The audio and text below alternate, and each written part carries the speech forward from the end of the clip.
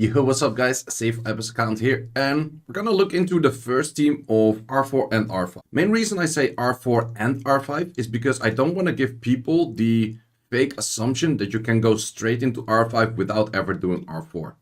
Also, a lot of these early game guides are still, that are out there, are still focused on like, okay, get your BGR5 in, blah blah, that kind of stuff. I would say that the rune quality that you need for those is very specific and probably a bit higher than I'm using right now. Also, you really need to get rage runes in, but rather rage runes is hard to get because you cannot really focus on getting your rage runes in all that easily. Ooh, that's a nice one. That's definitely a nice one. And that's a very nice one as well. Getting your rage runes in is not that easy. Getting Vio runes in, revenge runes in is pretty easy because farming the dragons is a lot easier. I did already clear R5 by myself though. And that's also what I recommend you guys to do. I don't recommend to go for a team where you try to find other people to do your R5 with. And the main reason that I say that is just because it's a lot harder to do that right now. Can this team clear R5? Yes. Would it fail from time to time? Yes. What is the exact rate of failing? I'm not entirely sure. But if I use this team multiple times and I just get my grinds in, I'll definitely get it to where I can farm R5 plus like a little bit of more glory towers in. I will absolutely be able to clear R5 with this team. And it's fully free to play except for one unit, which is Xiaolin. However, at the end, I'm going to mention a whole bunch of replacements for all kinds of units. Also, if you get some 4 stars, there's a whole bunch of 4 stars that are better than the 3 stars that I'm using. But you can kind of do this with like a full team of 3 stars and then a bunch of 5 stars that are free to play as well. So I'm gonna let it run and show you how the team works, then go into the runes, and then from there also go into what units are the replacements, and then all the way at the end I will also go over, okay, how did I get these units, because some you need to farm with other specific teams in that. So let's start on the left. Left is the team of the Icarus plus Vert plus Lauren plus, in this case, a Veramos. Veramos is definitely not best in slot over here. Veramos is good in other dungeons, but Veramos definitely doesn't really have a good place in this. But since there's a leader skill, it definitely has high value in that. For the Lauren and the Friend, we just have like pretty typical sets that you get on Vio. We also pretty much, oh, I missed one rune on this. Would have to switch that one out.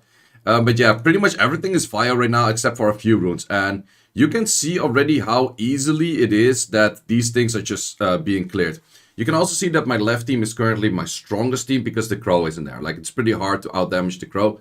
And that also makes sense. I would say that the Crow is pretty strong. And we're looking at 49 seconds. Fast was 31 seconds. And that's also by just doing it by yourself, right?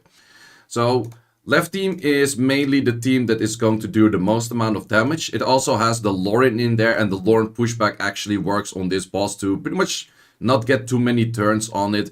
We have the Ikaru and the Crow, like the team-ups and everything in there. So this team is not gonna get hit that much. As you can see, like this attack bar is being pushed back all the time. I'm getting pushed up. And this team is, I would say, the most solid team out there. I would also keep the team as is like this. I would replace the Veramos with the unit I mentioned later. But you kind of need that lead in this case. So you could say that you put maybe the Theomars in this slot. I think the Theomars in this slot and then the Veramos in another team might work too. But having these cleanse potentials on that Veramos is not too bad either, though if the Veramos is Oblivion, he of course cannot cleanse. So let's move on to the next team. Next team is going to be this team, which looks very interesting and a lot of people probably haven't thought of. But the moment I started this series, it was one of the earliest things that I thought of. I'm like, okay, I am probably going to use Drunken Masters. And I'm probably going to use them for both the Rift Raids and the Rift Beasts itself as well. These Drunken Masters are actually very interesting for their kits, and they're free to play, and I think a lot of people don't really know what they do, so I'll go over one by one for them in a second. But they have a lot of damage potential. They would technically be better if they're in the team with team-ups as well, because their S1 always does ignore damage. Or not ignore damage, ignore defense. However, their scaling on their S1 isn't that high, so they're not going to do an insane amount of damage, but they still do a pretty good amount of damage, and that just really works out. Well then, same as in this team, every team you have, you kind of want to have 2 supports in the front, at least 2 kind of healing. So in the left team, it's the Fran, it is the Veramos. In the middle team, it's the Konomiya, and it's the Colleen. I have the Sarion in here because resistance lead is just very strong in this. It's not really a must. I will also mention a few replacements for Thessarion if you don't happen to get Thessarion yet at this point of the game. But then we also have the Drunken Masters. And the Drunken Masters are just a lot of damage, but they also get a lot of buffs together. So if we check out when they start using their skills, so that one doesn't give a buff, that one also. Okay, there we have like the healing over time. They have the potential to give attack buff, healing over time, speed buff, and anti-crit. That's a lot of buffs that you can get in this whole dungeon altogether. And they also have attack break on their skill 1. That definitely does help out as well. And as you can see, they just provide a whole bunch of buffs. And all of the teams actually kind of have the same thing. It is the lowest team for damage. It really depends on like how often do they use their S1. They're also kind of slow for animation because they have to go in multiple times. But because they're slow for animation, they also don't get too many hits. But therefore, they also don't participate that well. But I would say that this team is very fun. But the moment you have some better 4-stars, you're going to replace those Drunken Masters instantly because they are fun, they're cool, but they're not the highest damage output out there. But they're definitely fun to use. So let's see what we have over here for runes. We got a Fire Shield set over here. We got a Fire Revenge set over here. We got... Actually, I went a lot of units on like Fire Revenge, Fire Revenge, Fire Revenge. It's not really needed. I would actually recommend more to go for these kind of stats and go for better runes rather than going Vio into everything. It's not really needed, but I kind of went Vio into everything. So this one has recovers proportional to the attack power that you have. And then also reduce the crit rate. And then this skill is attack buff and... Or attack bar buff and then also attack speed. This one is attack power buff and this one doesn't get anything extra in there. And this one has the healing over time and also decreases defense. So, and this one then also recovers. So, yeah, and then anti-crit buff as well. So, yeah, there's a lot of things to it that these things actually become pretty strong for the whole team. And they just, yeah, also just those S1s that they throw in, they're definitely very useful. Plus these units, I also use them in Rift Raid. So, I didn't really want to use units that I would only use for the raids, but also be able to use in the beasts.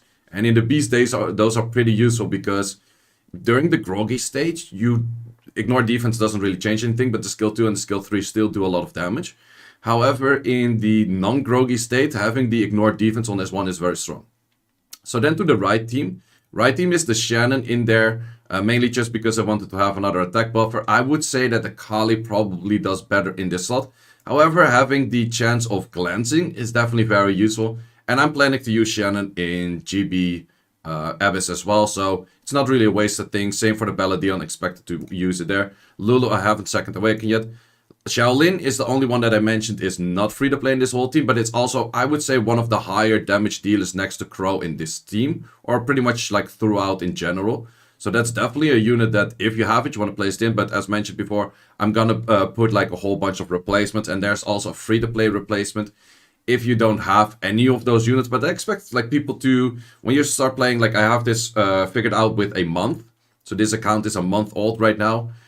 I would say that pretty much everyone would be able to pull at least 1 or 2 of those 4-star units that do better than the 3-star units. And therefore you can do some replacements. Then we have the Theomars, which I was lucky enough to pull early, but there's also replacement for that. And then we also have Naomi, which I would just say is a very strong unit because this is one of the easier units to provide branding as well. And branding is just pretty strong in this whole dungeon in general. So as you can see, this is running pretty smoothly and I don't really see any chances of failing all too much. Yeah, that's just how it goes for this. Let's actually end it after this one and go into R5. Let's see how R5 goes. And then from there, we're going to look into like, okay, what are the units, what are the replacements, and how did I get these units? Because some of them you have to farm like Second Awakened dungeons. Some of them you have to do some other stats. But in general, all of these stats from the runes that I got was just 1 month of farming. So this account, as mentioned before, is 1 month old right now. If we check the records, it's exactly 31 days. And yeah, it was actually I'm pretty sure I could have done this earlier, but I have just been like brain dead farming dragons for like a super long time, so therefore it didn't really work. Or I didn't really focus on this too much. And you need to have the specific units. As you can see, like this one's still level 37, this one's 35. This one you don't really need 2A. This one is useful to 2A. It's not really a must as well. Crow and Naomi, of course, you must 2A. But let's check it out if we go into R5 right now. How does R5 look if we go for that at the moment? So R5, of course, has quite a bit more damage, but it's in most cases still not really an issue all too much. Main thing is that you need to have like a glancing and attack break before the jump happens. Like if you don't have that, you're probably having a bad jump, and then that's just gonna do a lot of damage. But as you can see, this boss is not really moving all too much. Main thing why the boss isn't moving too much is because the left team is pushing with the Lauren back. The middle team is taking such long animations that the boss just pretty much has no time to ever hit anything.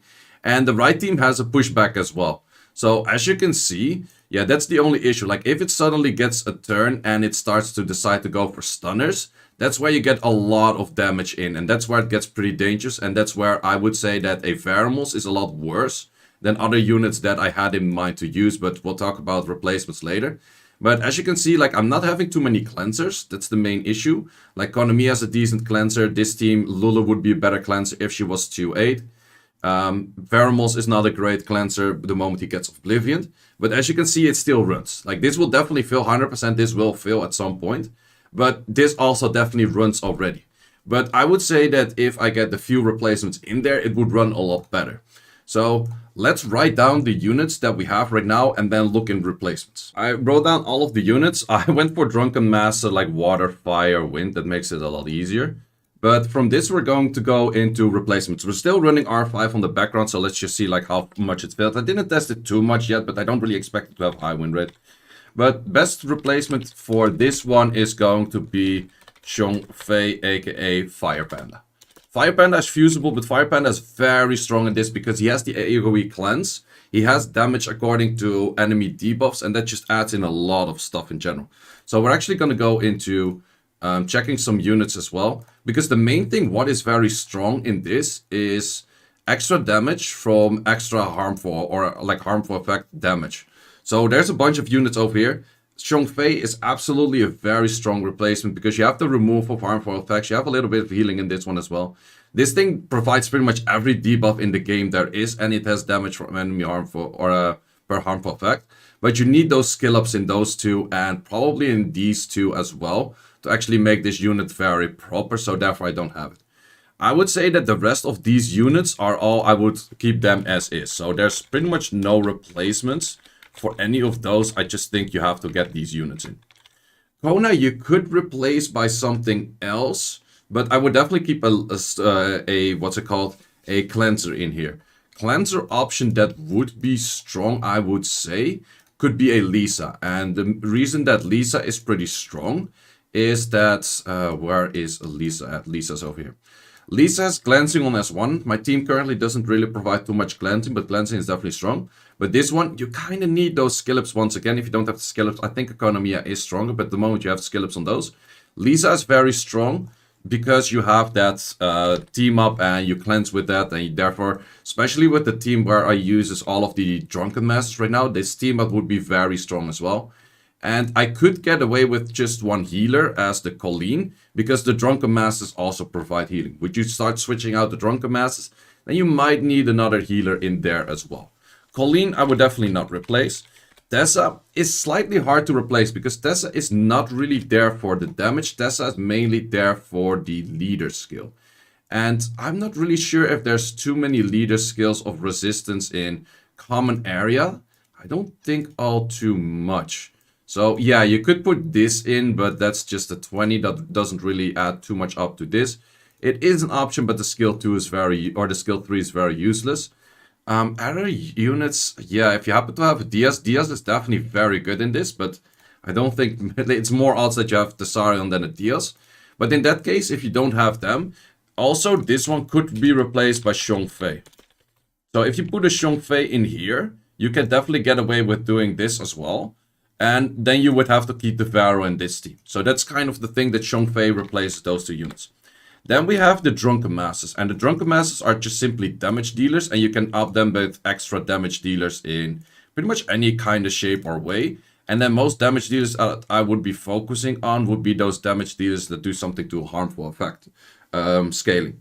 So if you happen to have your Ken already or this unit, definitely a good unit in here. Hua is one of the better units as well. So let's just say Hua. What I put for replacements here is not that necessarily that specific unit is replaced by this specific unit, but it's just options that you can put in there for DPS replacements. So in this case, Hua or Ken or Brandia, if you happen to have it. I would say that Brandia maybe needs skill ups too. No, it actually doesn't really need too many skill ups. It's already good. Shaolin is one that I have in here, but that's also looking at the next team. The team with the Shannon could be replaced by, I would say, a Kali, but then it would have to be backline. Bella, I would kind of keep in your first team. This I would keep in your first team. And then here we have a bunch of damage dealers as well. Well, Diomars is easiest replaced by Hua because of that crit rate lead. I'm not too sure if there's another crit rate lead unit that would make a lot of sense in here. Common area, crit rate. I would say that Hua probably is the... You could put this one in there. Nah, doesn't really seem all too interesting. No, I think you're somewhat bound to either putting Hua in there or Tiomars. Tiomars is free to play. Hua you would have to pull, but Hua is definitely a good pickup. So that's one of the two units that I could say, like, okay, for that crit rate lead, that is probably something you could work with. If you don't have that at all, you could maybe look at an attack lead, one of those units. Is there anything too interesting over here that I would say maybe makes sense? You could maybe put a Yen in there if you happen to have that one pulled. That definitely works out. You could put a different rotation where you put Lauren lead. That is definitely an option as well. But then you will have to switch up the teams a little bit. But that Diomars is definitely something that you would definitely want to put in there. But let's continue to look at the units that I would replace for damage dealers, because there's one really interesting in here. And if you don't happen to have Shaolin, I would put Ardella in here. And Ardella is actually very nice, because Ardella is going to put decreases attack power if you have the same attributes. So every skill 1 of Ardella is going to attack break. And attack break is just very strong on this boss throughout. And then you also have extra damage for your speed. And then this skill is like you get extra crit rate and crit damage according to your lost HP. So definitely a very strong unit, and you have that consistent attack break in there. So Ardella is definitely, I would say, one of the better options if you don't have a Shaolin or any of those units. So if you go full free to play, I would replace Shaolin with an Ardella, and then you definitely get there. Other strong units that you would have to, that you could put in here, for example, your, well, pretty much any damage slot. Argon is definitely a strong unit as well, because Argon does have the branding in here, plus also damage on harmful effects, plus a bunch of debuffs on this skill. This skill doesn't do all too much, but that's definitely a strong one as well. What we also see here is twins. I would definitely say that if you want to replace those, if you have them, a Sabrina plus a Talia, and then maybe even a Melissa in there, those 3 units, or those twins in general, just do an insane amount of damage, and that's definitely something you want to put in there. Naomi, I would kind of keep in there. She's relatively easy to get and provides that branding, and it's just a very easy to rune unit, so definitely get those in. So I would say that this is pretty much your first team for R5 to get in there, and apparently I'm rocking R5. Okay, now we're looking at a failed run, but apparently I was running R5 for quite a while, and it was actually succeeding quite a while. I would say that if I go R4 for probably 2-3 days, get those grinds in, because all of the runes from the units that I use right now are not grinded. Like nothing, I didn't use a single grind yet on anything. So that is definitely a thing, and I'll actually prove that to you, because a lot of people are going to be like, nah, you probably put some grinds in there somewhat. No, it's just runes. I powered up them, and that is it. Like, I didn't do anything else to them. And literally all of these runes, 0 grinds. I could max out a few more runes to like plus 15 and that kind of stuff, especially in the first month, because it's still cheap. But none of these runes are grinded. The moment that I would R5 for probably 2-3 days, I get some of those grinds in on the key units. You start checking like, okay, what are my key units that die first? I probably also, like, Lulu needs more skill ups, those kind of things. Definitely important to get those in there. Lulu is actually very easy to skill up. But yeah, I would say that this team kind of dies because the Varamos isn't really the best in slot here. Xiongfei would be a lot better. This team I don't really see dying all too much. It's pretty solid of a team, but Elisa would be better. This team, a Lulu 2A would be a lot better for providing immunity more and more over than it is right now. So definitely the upgrades can be made in there. I would also say if I want to start speeding up, because this is a lot safer way to clear it than where I start using twins. But the moment I want to speed up things, I would replace these units for a Shaina Sabrina combination. I don't have a Talia yet, but I could even go Shaina Sabrina Talia at some point. And I think that those are my main replacements that I will go for. So yeah, all of these runes, once again, non-grinded. Artifacts wise, I did farm some artifacts. I definitely recommend to do some artifacts. I got about, let's see how many artifacts that I actually get in. I got 240 artifacts, and that's just, I kept every single artifact that was possible. So I just did like probably 300 runs in artifacts. I would say 200 on SF and then about 100 on PC. And with those artifacts, you just have enough artifacts to get some stats in. You kind of want to check to something that's somewhat useful with like crit damage up, crit damage is down, and that kind of stuff. Making sure all of your units are still like tanky enough, don't go full into the DPS.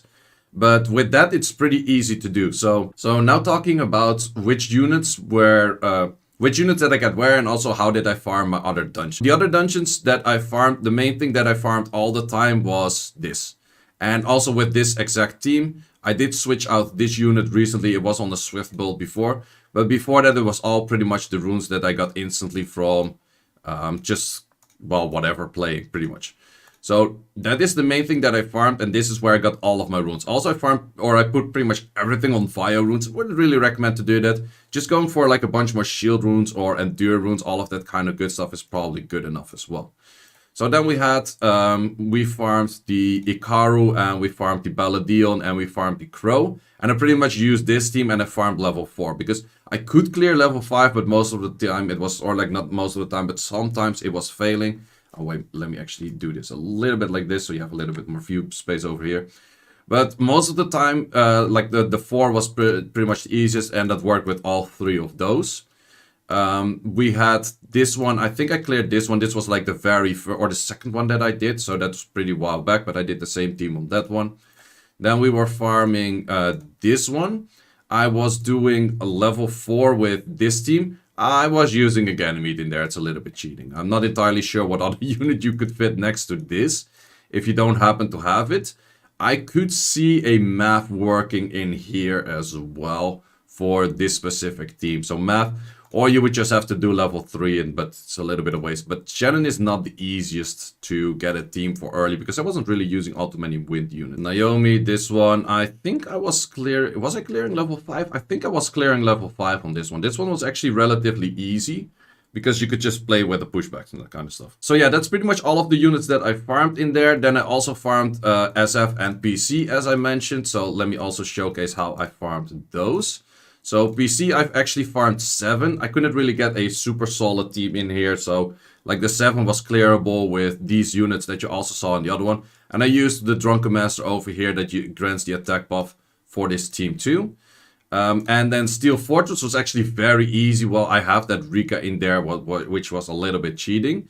But I would say that if you place this team like this, and then put a Melia in there, and maybe even if you have like Math Seth, that kind of stuff in there, it becomes a lot easier. So yeah, this whole dungeon wasn't that easy. It was mainly the Rika was speeding up a lot of things. I would even expect that like a Kali in there, if you have a Kali 2A already, would definitely speed up this team already. Or you're just gonna do this with a little bit lower, you just go this on a lower stage as well. But I could clear this one on the level 10 because of that Rika, so that was a little bit cheating on that one. But I would definitely say, like, if you're just farming B7s or B8s on this, totally fine as well, because you just need some artifacts in that make a little bit of sense, and therefore you can get away with it. So I would say that if I keep running this R5 right now, it would probably already legitimately work. But I don't really want to give the assumption to people that you can go straight into R5. You go R4 for like few days, and then from there you go into R5. Also, you might think like, okay, are certain runes worth for grinding? And that is a little bit hard to say. I would definitely say that, like, okay, if you have runes that, for example, don't look all too interesting, like most of these, I would just start throwing like the blues and the greens in this one. I wouldn't really start throwing like purples in this one. I would keep purples for example, let's see if we can find like an actual proper rune, something like this. Like, this is a very good rune, like 20 speed in here. If I put this to 24, and then I probably remove the resistance for I would say HP percent or something. That is definitely something that would be a solid rune in there. Also, this one, this is actually one of my highest rolled runes that I have. Like, this is where you're gonna throw those heroes and those legendaries at. But all of the other ones, there's going to be so many where you're like, I'm not really sure. They fit those blues. And those blues, you get a lot of blues in R4. So definitely something that you want to focus R4 for. And then a thing I haven't done myself at all yet, which is checking what is the drop difference between R4 and R5. And I actually do not know, in all honesty. And we're going to find that out right now. So wait, that's World Boss, Rift Beasts, R4 and R5. What is the difference in drops? So we have Grindstones. Okay, we do see that there's a difference in Grindstones drop between the two. So the one that shows red is R5 and this is 82% compared to a 78% on this one. Let's see what we have for the rune quality. So R4 doesn't drop any greens. That's already a pretty good factor. It is 64 on the blues and only 35 on the hero. Legendary is like nearly non-existing. And yeah, that's why you see a pretty big gap between like pretty much the rare is half. Well, I would say that R4 is not even that bad. Like sure, you get nearly, it's like times 1.5 in the drop rate, more or less. Like, well, on legendaries, it's a lot more. Like on legendaries, it's like times 6, but what, times 5? But for the other ones, I think it's like times 1.5 to 2 times pretty much on the drop rate.